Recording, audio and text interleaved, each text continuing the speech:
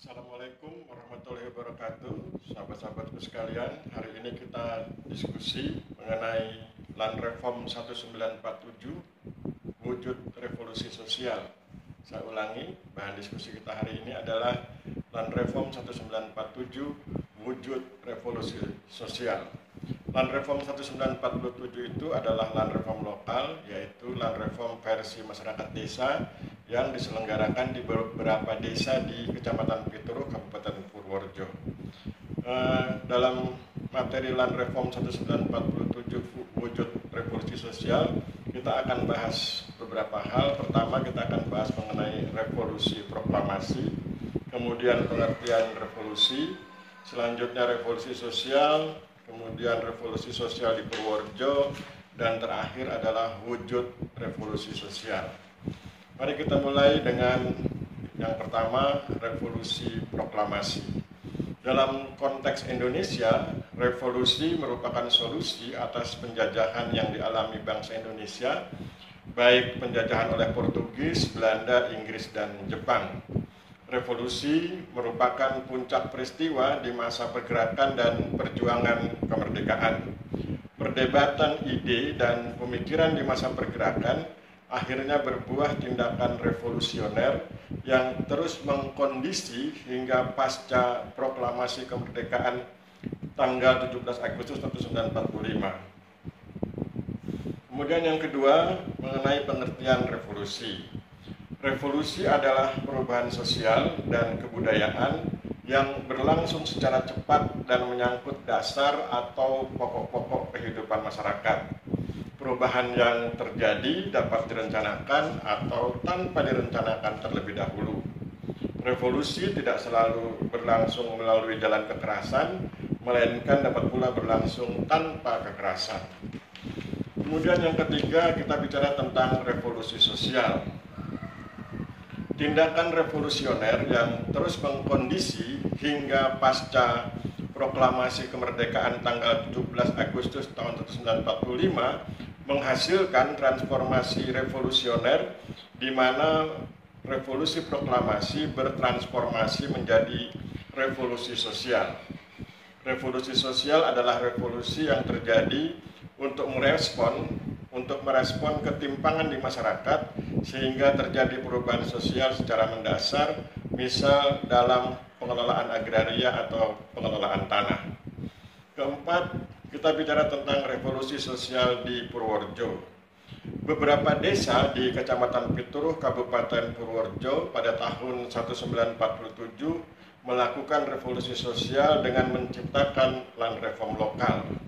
Catatannya, land reform nasional Indonesia dilakukan pada tahun 1960, sedangkan land reform lokal yang dilakukan di beberapa desa di Kecamatan Pituruh, Kabupaten Purworejo, Provinsi Jawa Tengah dilakukan sejak tahun 1947. Jadi lebih dulu land reform versi masyarakat desa di Kecamatan Pituruh, Kabupaten Purworejo dibandingkan dengan land reform versi nasional.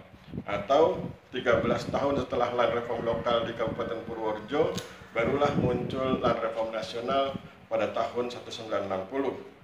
Catatan berikutnya, land reform lokal di beberapa desa di Kecamatan Pituruh, Kabupaten Purworejo masih berlangsung hingga saat ini, tahun 2021, atau berlangsung sejak tahun 1947 sampai hari ini.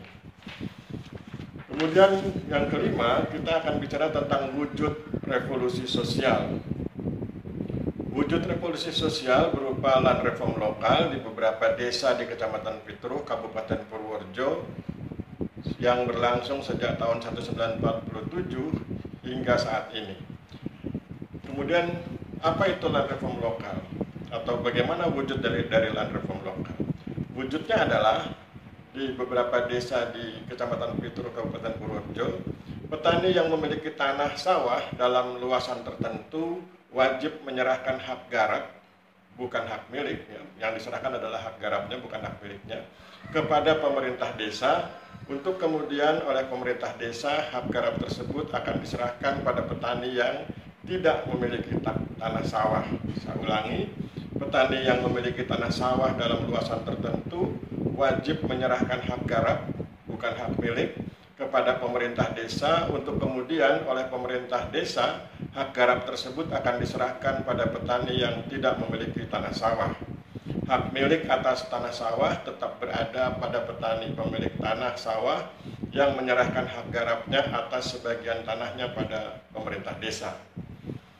Tokoh land reform lokal tahun 1947 di Desa Ngandagan adalah Sumotirto yang menjabat sebagai Kepala Desa Ngandagan, Kecamatan Pituro, Kabupaten Purworejo sejak tahun 1947 sampai tahun 1964.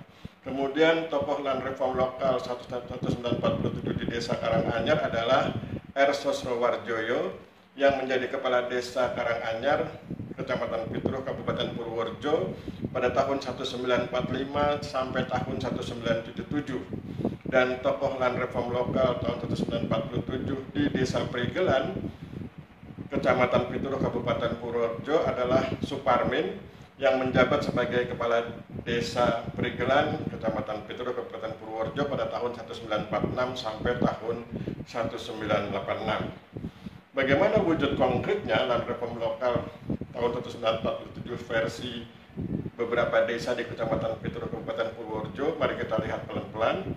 Di Desa Ngandagan misalnya ada ketentuan bahwa petani yang memiliki tanah sawah seluas 300 ubin wajib menyerahkan 90 ubin hak garapnya kepada pemerintah desa untuk kemudian oleh pemerintah desa hak garap tersebut akan diserahkan kepada petani yang tidak memiliki tanah sawah kepada 2 orang, sehingga kemudian masing-masing orang tersebut mendapatkan 45 ubin. Ya, jadi dari 90 ubin dipecah menjadi 2, kemudian diserahkan pada 2 petani yang tidak memiliki tanah sawah.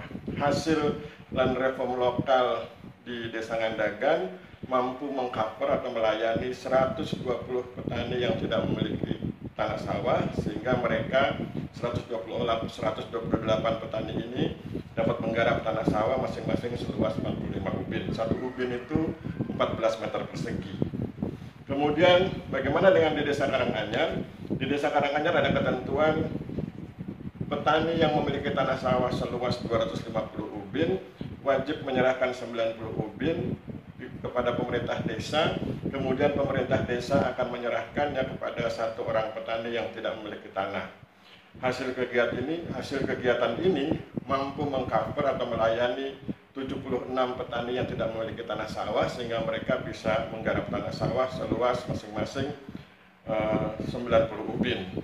Sedangkan di Desa Prigelan ketentuannya tidak berdasarkan berapa luas tanahnya, tapi yang penting adalah 1/6 bagian. Jadi kalau di Desa Prigelan petani yang memiliki tanah sawah, maka 1/6 bagian atau 1/6 dari luas tanah sawahnya itu wajib diserahkan kepada pemerintah desa, dan oleh pemerintah desa kemudian akan diserahkan kepada petani yang tidak memiliki tanah sawah dengan ketentuan masing-masing petani tersebut akan mendapat 60 ubin.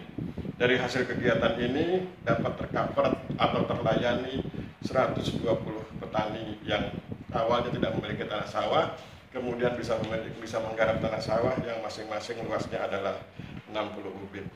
Jadi demikianlah kita bisa paham bahwa ketika berbicara tentang land reform 1947 sebagai wujud revolusi sosial, maka kita mengerti bahwa land reform yang dimaksud adalah land reform lokal yang berlaku sejak tahun 1947 di beberapa desa di Kecamatan Pituro, Kabupaten Purworejo, Provinsi Jawa Tengah.